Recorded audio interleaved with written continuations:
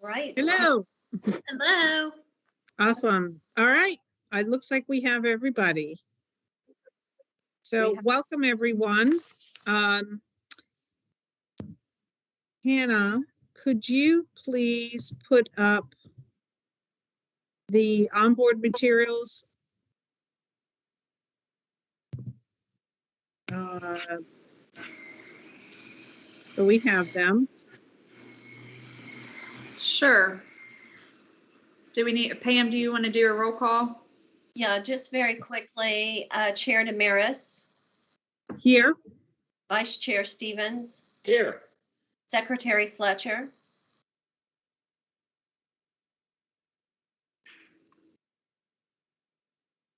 we see her, we will count her. We have not heard her yet, though. Here. Okay. Regent Herdink. Here. Regent Schaff. Here. And Regent Wood. Here. Okay. Everyone is present. I'm hearing a wind tunnel somewhere. I think that's Brianna in her car. All right, there we go. Thank you, Brianna. All righty. So it appears that we have a quorum, which is excellent.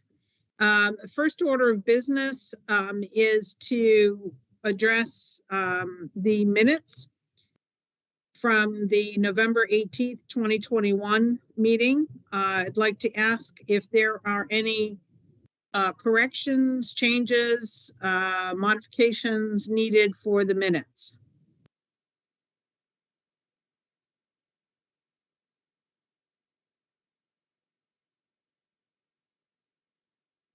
Okay, hearing none, I believe we can declare the minutes approved. Next item is the new business, where we're going to be talking about the next meeting, which is our March meeting.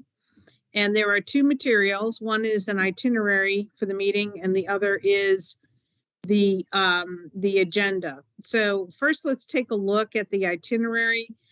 You might recall in our December full board meeting, we discussed getting back out to the college campuses, which had been a practice of the Board of Regents up until the pandemic began.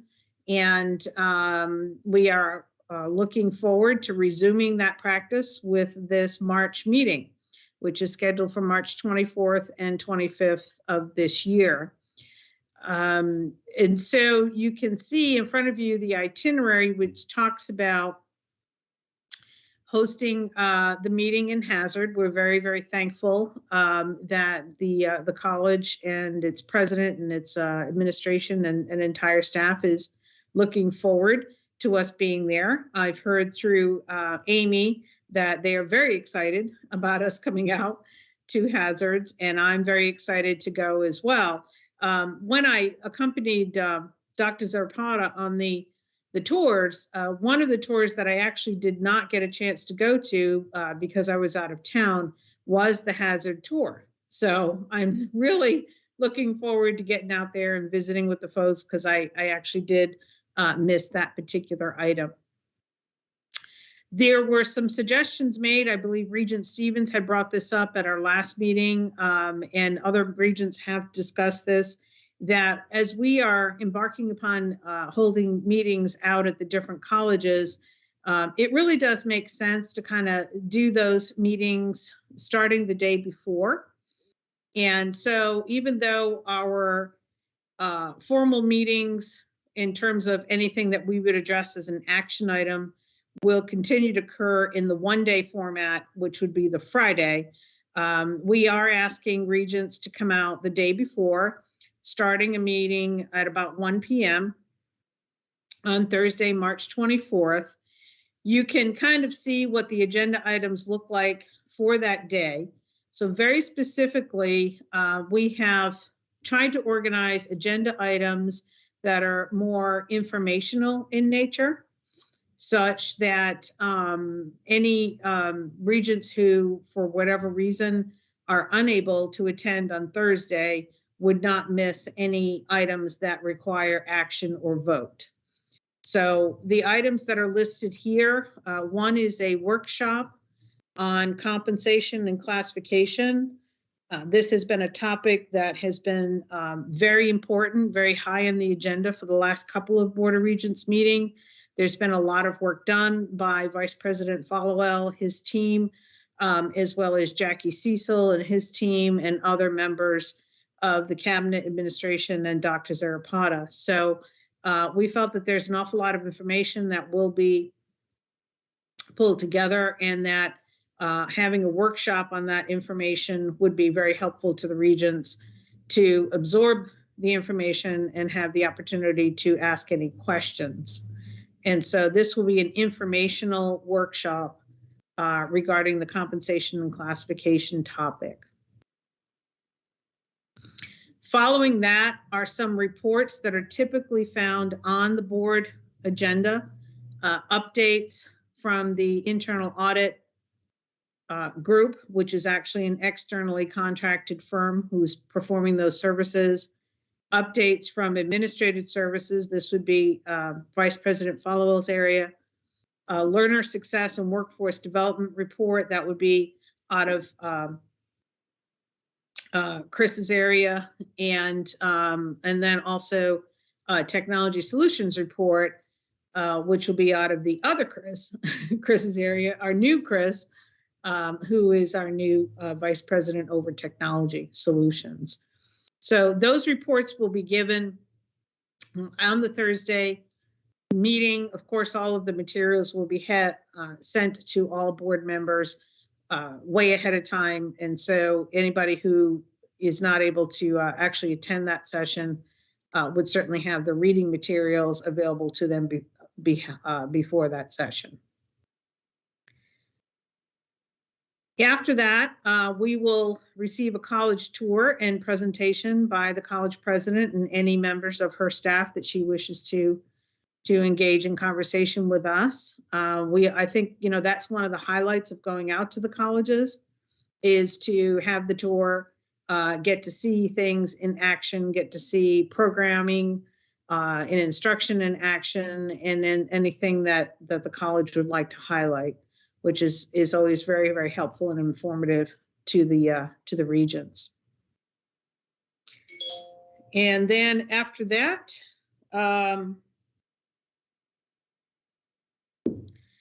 looks like we'll depart the college campus as we typically do, get everyone settled in their hotel, and then we typically have a dinner as a group that evening before we retire to be ready for the next day. Are there any questions on the Thursday itinerary from the group?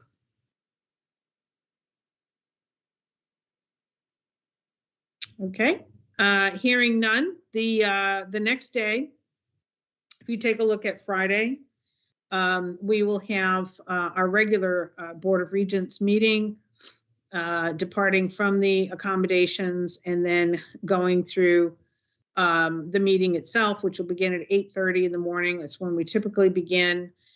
We will probably follow the format that we have been for the last couple of meetings, which is kind of a work it through kind of day. We start early in the morning, we work through all the items. We do take a break for lunch, but oftentimes that break is used to get any updates from the Office of General Counsel as appropriate. We typically do that for lunch, and then resume our business and try to conclude as early as possible.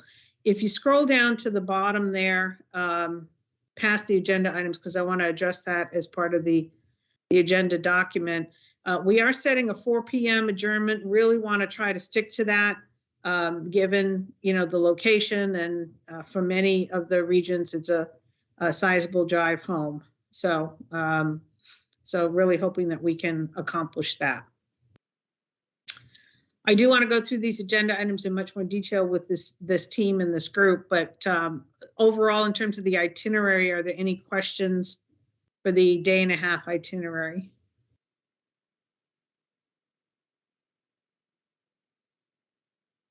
Okay. Then Hannah, could you please bring up the agenda?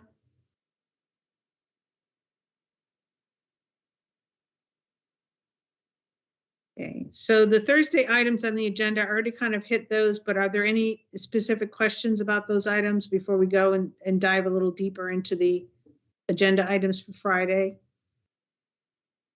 Chair Damaris, Yes. so the conversation about, how can I phrase this?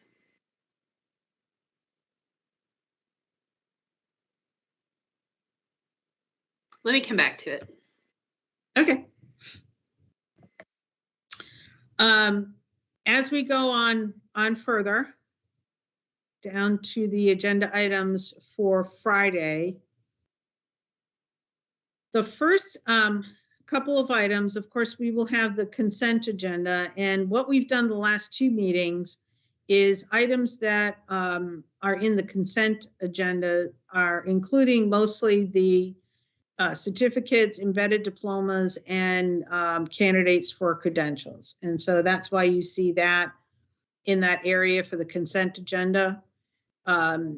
You may recall that the ratification of personnel actions at our December meeting was pulled out of consent. That was originally in consent in September. We've pulled that out in December, and we pulled it back out again in March, and that will be our practice going forward.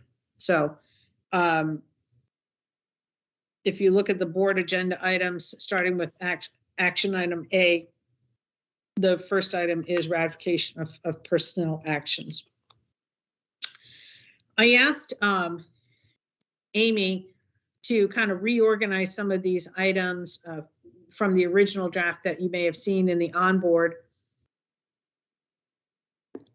because I feel it's important that the action items that the board takes, those items that are voted on, need to really be at the very front of the agenda.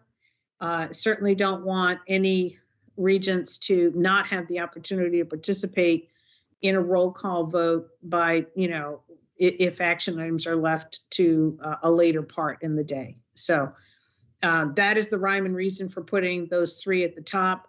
They're not necessarily in any particular order in terms of content, but the three action items that we have right now on the agenda are ratification of personnel, the Kctcs non-recurring employee appreciation. You may recall in December, we had a presentation on that, and we did conduct a vote on that.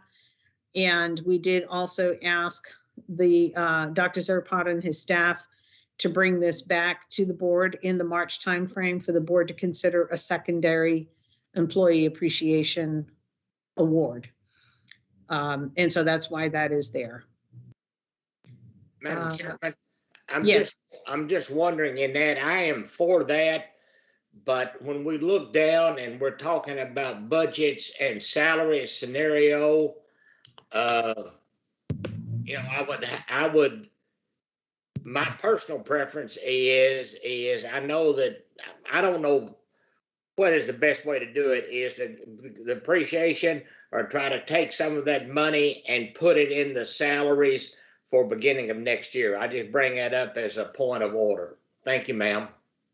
Yeah, I appreciate that. And I think that would be an excellent comment to bring up during discussion when this is addressed. We do have it labeled as the non-recurring employee appreciation because in December we specifically asked for it to come back, but certainly the board can discuss it relative to it being by itself or in some other form.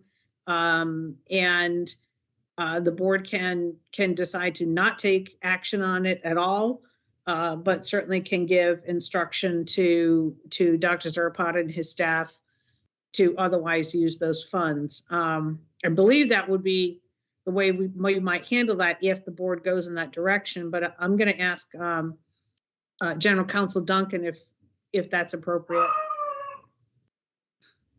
Yes, I think that is absolutely appropriate. I think you hit it on the head. Okay, great. Thank you.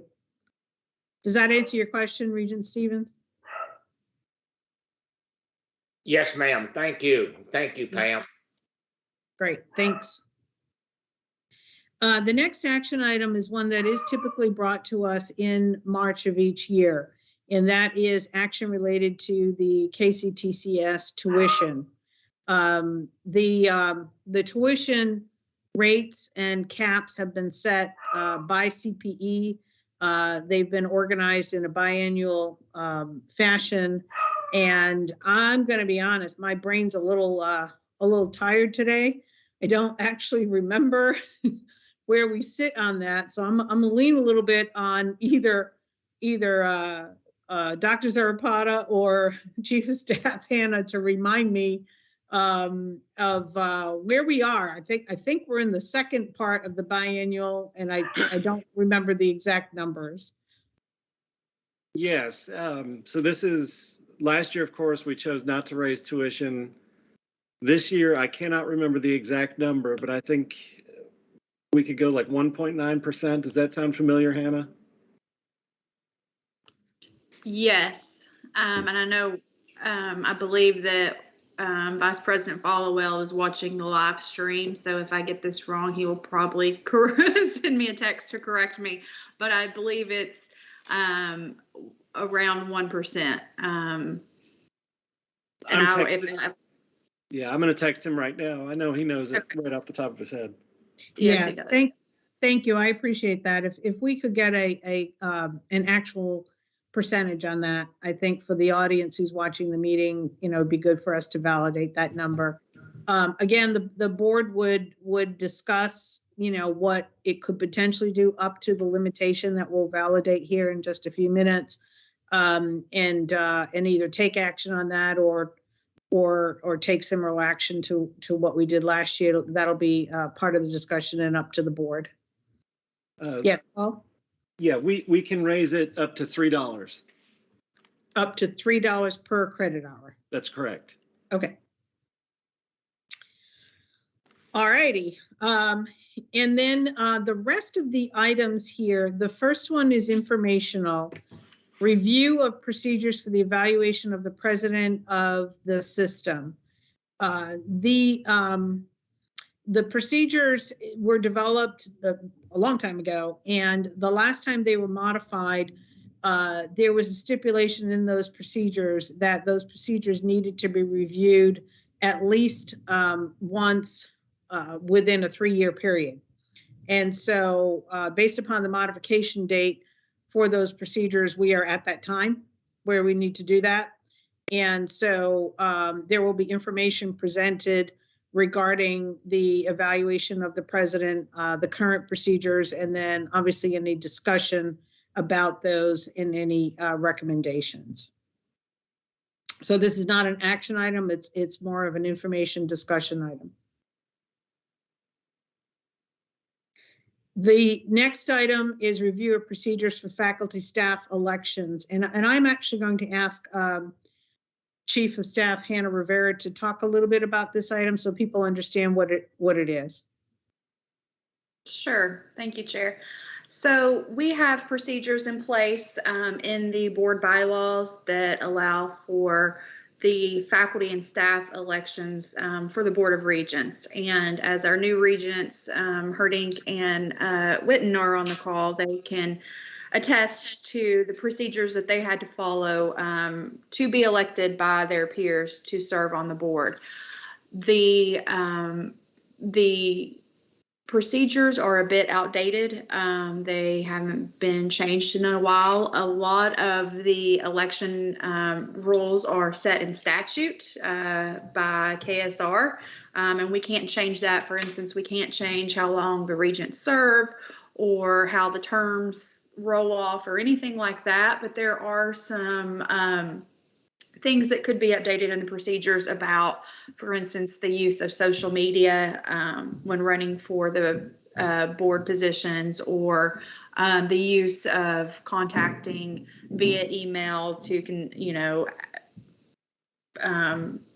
basically run and have a campaign during the allotted time. So we just want to take a look at that, and I work with the individuals at the 16 colleges during the elections. Usually it's their HR officers who serve as election officers, and they have just stated that they would like to take a solid look at these and how to update them and make it easier on not only the individuals, faculty, and staff who are running for the positions, but also the people who are in charge of conducting the elections at the colleges.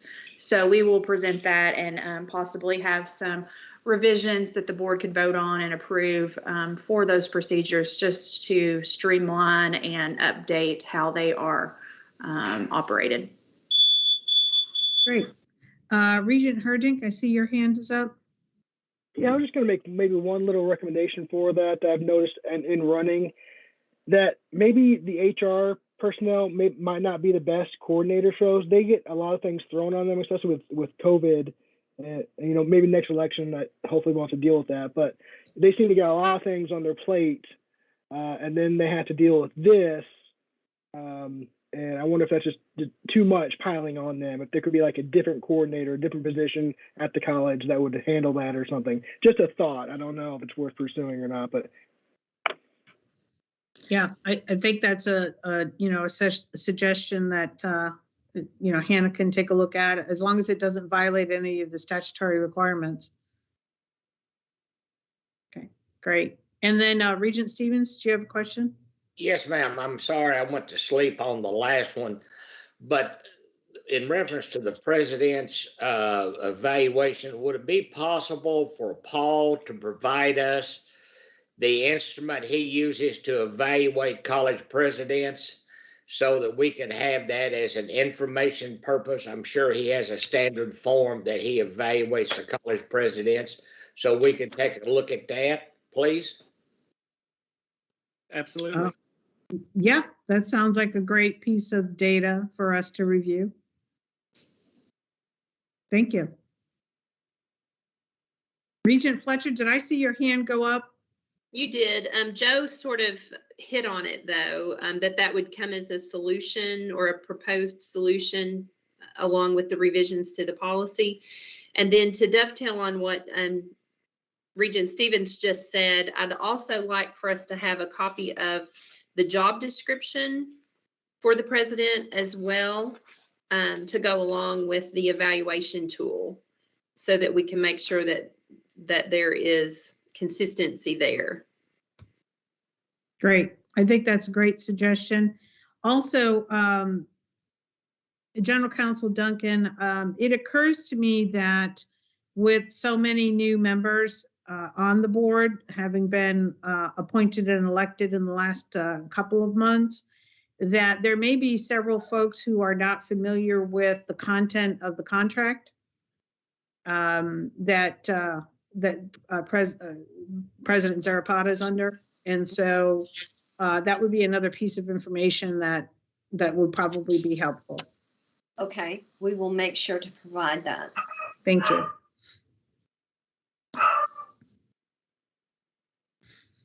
Great. Okay, back to the agenda. The next one is, I think we covered both D and E. So the next one is Kctcs budget scenarios. This again is typically presented to the Board of Regents in March, where Vice President Followell is working with his team and others to come up with various scenarios for the board to review prior to actually having to discuss and do action on the budget in June. So this is more, again, of an informational area. It really helps Vice President Followell to get feedback at this time in the March timeframe, particularly if the board is interested in more data, more information, or any modifications or additions to those scenarios. And so I'm not aware of how many he's got cooking out there right now, but I'm sure he's got a couple of them. And that's the purpose of this, is to really get some information and to provide him with direct feedback on more work that he might need to do, he and his team. And for our newer folks, we do take the action, the budget relative to the approval of that budget in June. That's when we typically do that.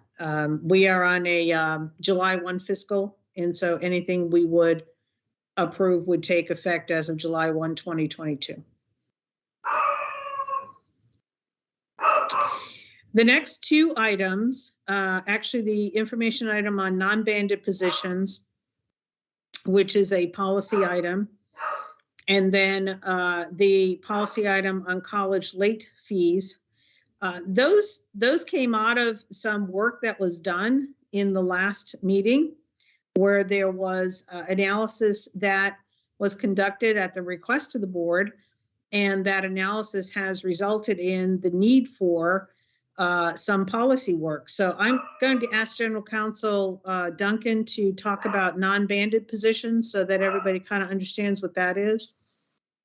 So the non-banded positions are the positions that come up above the salary schedule and the grade and classifications that the board previously approved. And generally they are the president, Kctcs president's cabinet, and also all 16 presidents, as well as the president, but that is a little bit different and would not be included in this. So basically we did pass you did pass a policy that indicates that these non-banded positions that you really had no previous knowledge of, where you did not approve the salaries, the supplements, etc., that they do come in front of you, but they might come in front of you in a little bit different way than the actual salary bands do. They will come in front of you as essentially what we're calling an executive compensation plan. And so we've got the policy, and now I spoke with Heather Humphreys about a week and a half ago about doing market analysis to determine what is appropriate for kind of salary and compensation for those 16 college presidents and the cabinet members. And then as long as Dr. Zarapata, or the president of Kctcs, stays within those bands or that executive plan, giving the approved supplements, giving the approved range of salary, then the only thing that would come in front of you for approval would simply be just a ratification of what he contracted with a president or a cabinet member for. So one question I have on that then is, so the policy was to make sure that we had this area covered. We'll get a little bit more detail as to, based upon the market analysis, what the highs and lows are in terms of monetary awards and other forms of compensation. When let's say that the Dr. Zarapata has to hire a new college president. In the past, that would show up under the personnel actions. So that will continue to show up under the personnel actions. The only additional information that will come to the board is if the recommendation by Dr. Zarapata falls outside of that range, that the board would need to discuss that. Is that a correct? That's correct. Now, previously you would get information on the hire, but not necessarily on the salary and the supplements. So now you will get information on the hire, the salary and supplements, and as long as they're in that range, you would go ahead and ratify it. But the policy indicates that there would need to be justification from the president to you if there is a deviation from that range. So it's kind of, I liken it to sentencing guidelines, where a judge can go above or below what the minimum and maximum sentence is, but they've got to justify why they've done so. Great, thank you. That answers my question. Is there any other questions on this particular item from the group?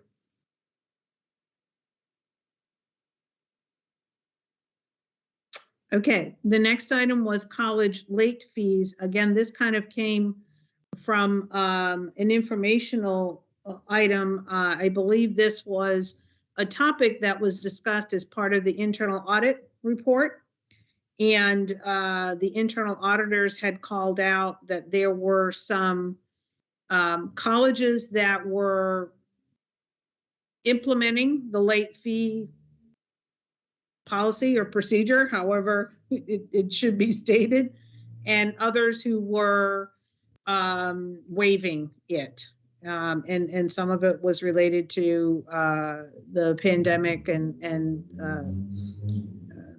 sort of the financial stress that would be causing some of the students. And so remind me, General Counsel, do we actually approve a policy on this one? Because I don't recall that we approved a policy. I just know we discussed the issue. Right. There was no approval of the policy. Now, we can certainly draft one. This was kind of Wendell's area, and basically, I think that it was taken to the PLT to discuss after the board meeting. So I will have to go back and find out where we are and whether it's actually going to be a standalone policy or it will just be something that is embedded into administrative procedures.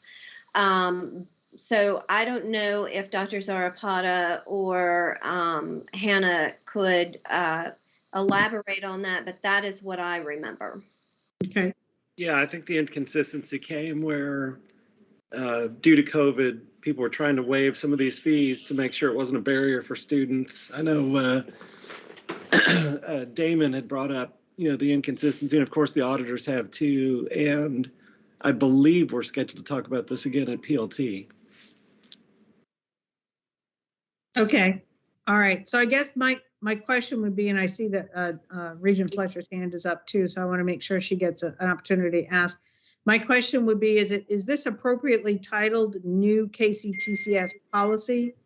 Because it almost sounds like it's still in discussion. Right. I don't believe that we have gotten that far. Now, if we can confer with Vice President Followell to determine whether that is the case. And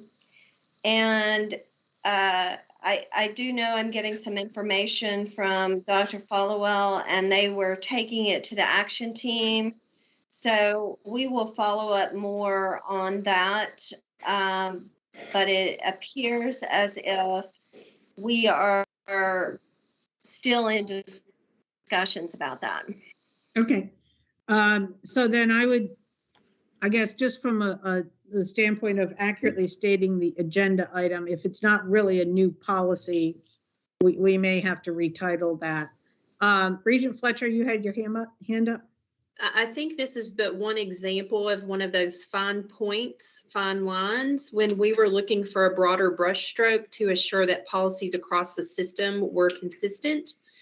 And I think this was just but one example of that. And I agree with you. I think it's improperly titled. I don't think it's a new policy. I think it is a new approach to an old policy to ensure that across the system it is being applied consistently to decrease concerns about inequality in different areas or inconsistencies across the system. Just another of those efficiency issues to make sure that everyone's following the same policy if this is at the level of a system-wide policy.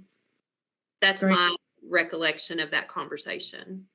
Right. And I also remember there was some discussion just from a legal standpoint that if you were a student in one college, but also taking classes in another college, how did the late fee apply based on that? And also, was it fair for one college to waive and not another? I agree, and I agree completely with Regent Fletcher. It comes down to a fairness issue. And while I appreciate the generosity of certain colleges, wanting to remove a barrier for a student, that seems to me like if that should be done, then it should be all done by everyone versus sort of leaving that up to individual college presidents. So I definitely agree with Regent Fletcher. Consistency is important in this area. I would not say that there could not be an exception, but it should be an exception and well documented if there is an exception to any policy, including this one. Yeah, I agree. Thank you. All right, so I guess for this item, after we get a little bit more information from Vice President Followell, we definitely look at, how it's titled on the agenda. The next one is policy and procedures for the Opeb Benefits Trust. And again, I'm going to call on General Counsel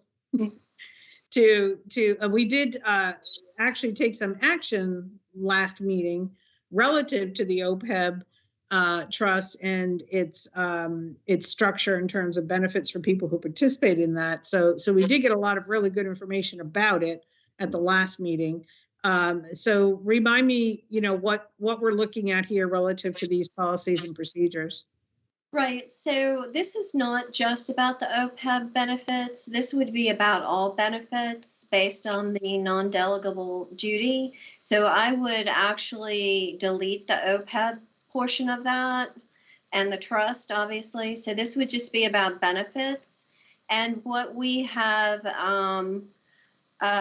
dedicated ourselves to, or said to the board that we would do is Vice President Followell, along with HR and my office would sit down and kind of map out all benefits and create that same kind of structure as the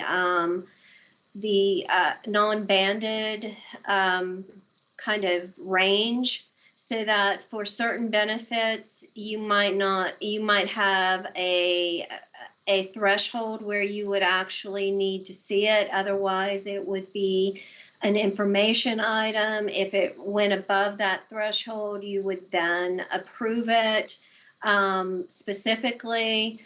And so it really is almost like a calendar of benefits that you would see and know that those are the benefits. And then you would request a 2-year review and approval or a 1-year review and approval. So it would just be kind of a schedule of review and approval and information provided to the board, so that at some point it wasn't just information, but at some point there was a renewal of the approval.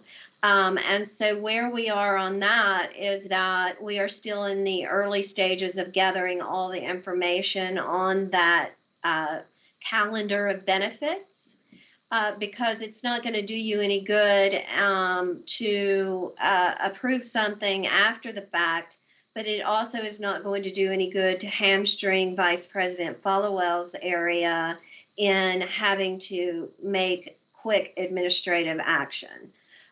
So we're trying to balance those two, and we're still, like I said, in the very early stages of that. Regent Fletcher, do you have a question? I see your hand still up, so I wanted to. No, okay. I guess the only thing that I would ask about that is we've talked quite a bit as a Board of Regents, and I know that President Zarapata and I spoke a lot during the college tours with faculty and staff about total comp. And so we kind of look at that as a 2-part piece to total comp. One is salary and the other is benefits. That's kind of typically how you look at it. So I guess I just want to understand, when after we get more information in the March meeting, would we be balancing our June discussion around total comp to include both pieces, the salary and the benefits?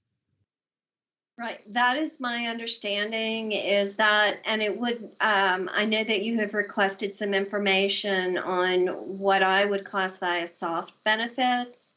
and have received some information on that. So all of those kind of cost benefits, as well as soft benefits, programs that are kind of work-life balance, etc. I think all of those things will be on the table and be under consideration, particularly once you have had an opportunity to review the survey results that you requested, and that HR and the HR directors and Vice President Followell have had an opportunity to talk about them as well.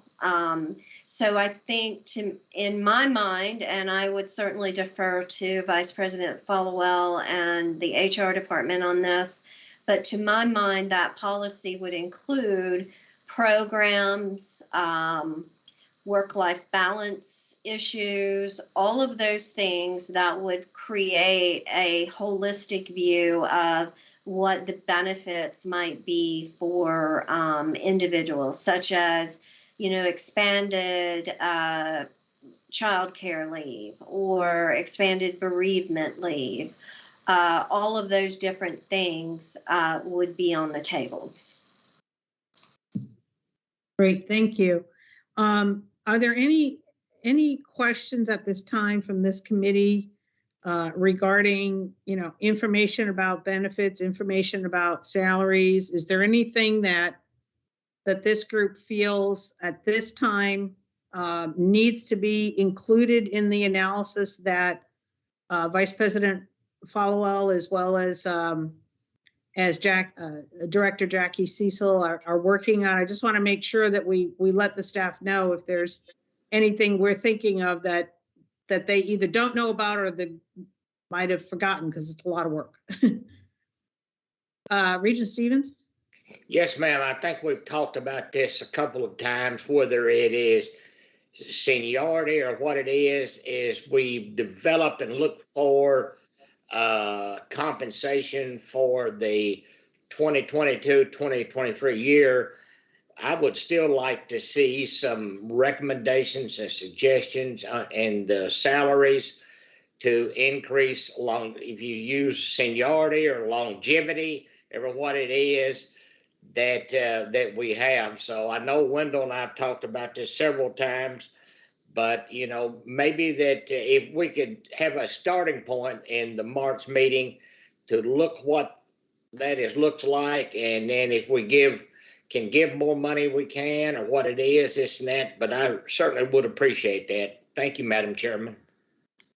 You're welcome. So I think that, and again, this may be part of the Thursday presentation, because it's, if I understand you correctly, Regent Stevens, you're looking for a tie between the salary and the longevity of service, which I've seen very commonly done in city government and county government and other governmental entities in the Commonwealth. So yes, I recognize, I understand your request. I just want to make sure that gets communicated to Vice President Followell. So perhaps Dr. Zarapata, you can make sure, or even Hannah, between the two of you, make sure that gets communicated. Yeah, we'll get it to him. He's watching too on YouTube. Okay, good. Great. Are there any other pieces of salary, benefits, those items that comprise total comp, that folks have questions about that they want to communicate now?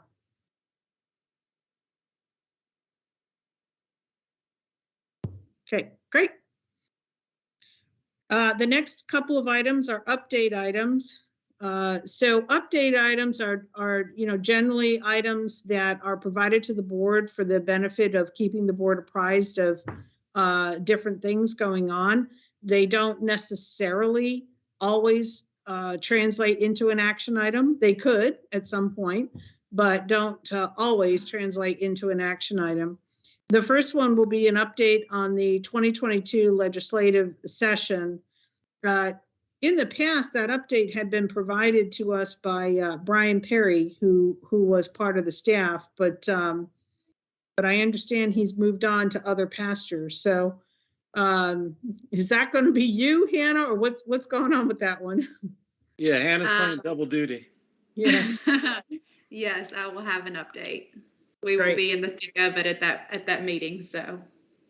great. By that time period, this is late March, the session should be sort of winding down and toward the end of the process. Correct. Hopefully we will have a pretty good idea of what the budget will be at that point. Great, great. The next update that I anticipate will be from Dr. Williams will be an update on the strategic planning process and you know, hoping that we can get a really nice in-depth update of that as we look to approve that plan very soon. So that's one that would likely translate into an action item. And if I'm not mistaken, I believe it would have to be an action item in June. Is that correct?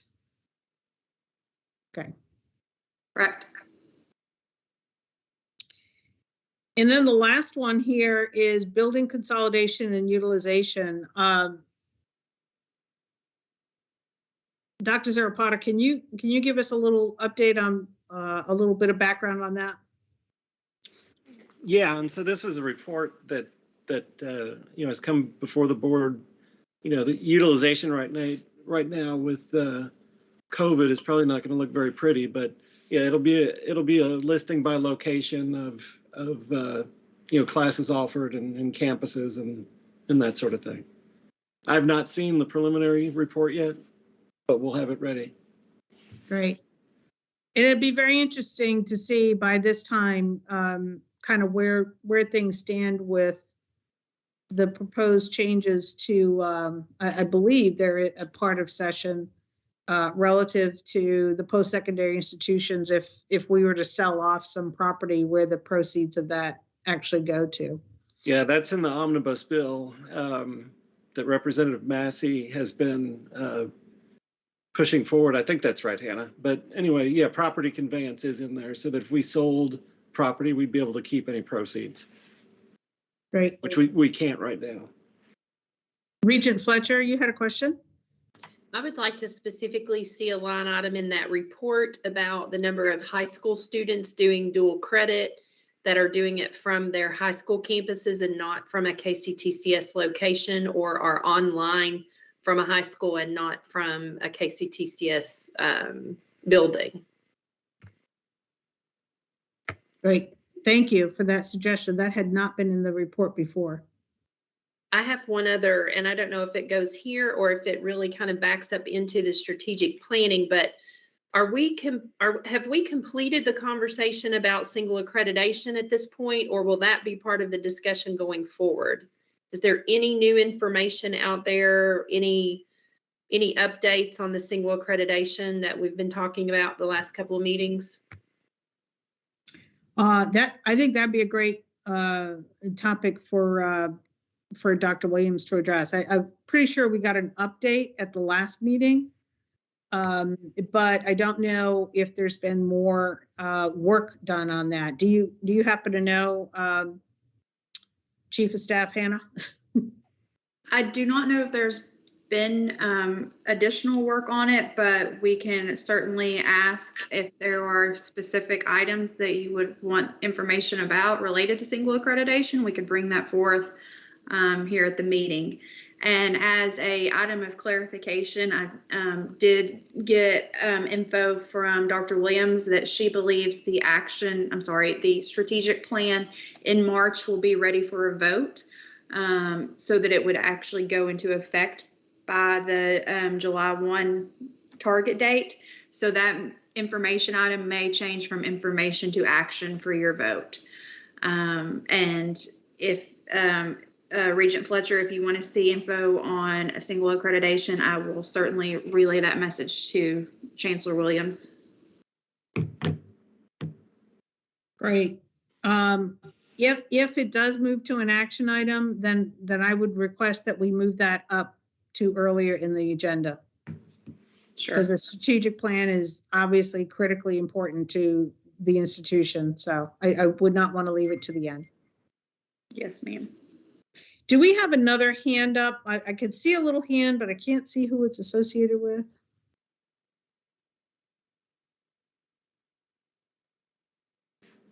Sorry, I actually have one question about single accreditation, and I can't recall if it was part of the presentation that Dr. Williams did. I recall the presentation focused on requirements from the CPE perspective and the SACS accreditation perspective and things like that, which was very helpful information for us to receive.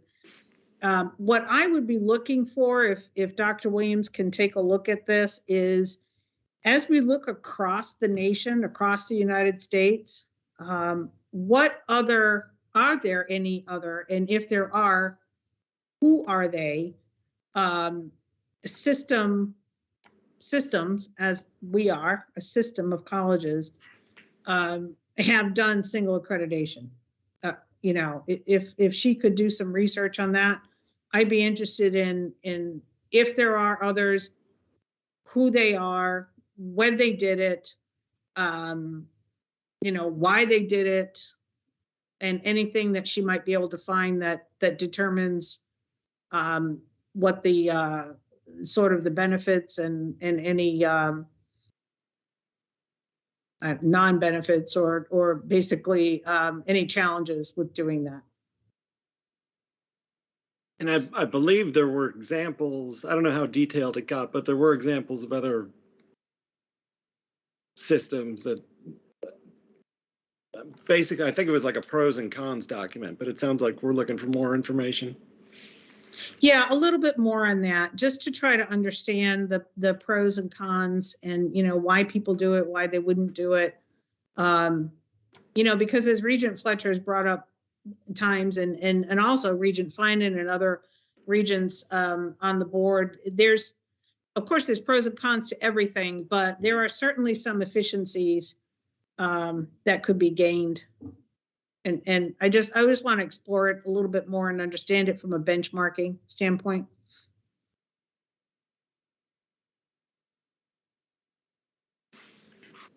Okay, I will pass those notes along to Chancellor Williams, and we will have something prepared. Great. And that may end up having to be a different agenda item. I wouldn't want to necessarily couple it with the strategic plan approval if that's not appropriate, but I'll leave that to Chancellor Williams. Would you like me to do an update accreditation agenda item and add it to the agenda?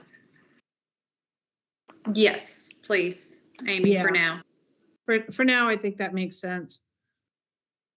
Regent Fletcher, does that answer your question? Or Yeah, I just, again, I'm hearing the buzz kind of at the state level about accreditation issues and the costs associated with accreditation, as much as just the time suck that it is, the time drain that it is on faculty and on staff to prepare for accreditation visits and such. It's just that time of year. Everybody's talking about it again. And so I'm just wondering if there's been any additional information since our last meeting, or if anybody else is hearing any of that buzz as well. And if there's been any updates from CPE or the legislature or anywhere else on Kctcs moving forward as a single accredited system. I've certainly not heard anything along those lines. Regent Herding, do you have a question? I was just wondering if we might move that to Thursday instead of Friday. If it's an informational update on that, if it might be worth having it on that day instead of putting more into the already long day on Friday. Just an idea. I don't know. What do you guys think about that? Certainly can do that, since it would not be an item that we're actually going to take action on. And if it does turn out that we are going to take action on the strategic plan, we would want to make sure there's adequate time on the Friday agenda to do that. Thank you, Regent Herding. Are there any other items from this group that would be of interest for the March meeting? Or are folks satisfied that the content of this agenda is sufficient to move forward? We do have another meeting coming up in February where this group convenes again to relook at the agenda and make any suggested modifications if needed. But for now, is there anything that is at top of mind for folks before we leave it as is and then revisit in February?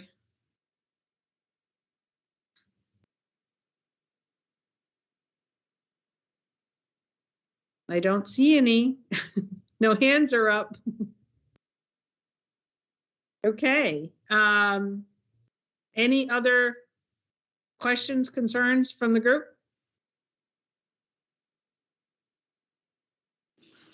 Regent Damaris, if I may, just a follow-up question. We will go ahead and make the changes we discussed in here to the agenda, but it was asked earlier if we could pull together a job description of the president, Dr. Zarapata's contract, and then the evaluation that is used to evaluate the college presidents.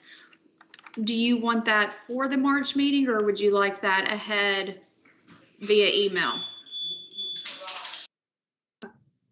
My opinion is, given so many new regents on this board, that the information sooner versus later would be better.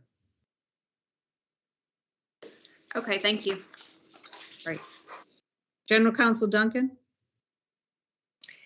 Yes, I wanted to just make everyone aware that, and as we discussed previously, that we are working on policies and procedures in the legal office, and that there may be quite a few procedures and policies that will be coming through the virtual workspace.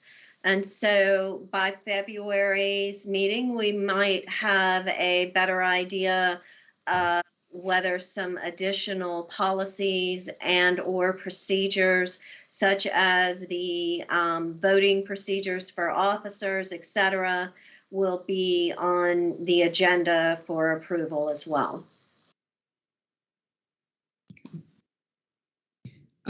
Great. I think that's important to note to this group. So given that, I would recommend we don't add any more agenda items because you know how General Counsel Duncan is. She slips a few more of them in there. And they're all good and they're all important. But if everyone's comfortable with that, I think we leave the agenda as it is right now with the modifications as discussed. And in February, we revisit and see if there's some additions or changes. Great. I don't know if it's listed. I think it is in the onboard. Let me double check. Yes, it is. The next meeting of this committee is on February 17th of 2022. So just mark your calendars. Make sure that that is on your calendar. It will be a Teams meeting and it will be live streamed as this one is. And at this time, and it is 5:32 p.m., I would like to call for a motion to adjourn. I do. All right, second? Second. Okay, can we all put our little hands up and say, ready to adjourn? All right, thank you so much, everyone. Really appreciate it. Thank you. Thank All you. right, have a good evening. Thank you, everyone. Bye. Bye. Thanks, guys.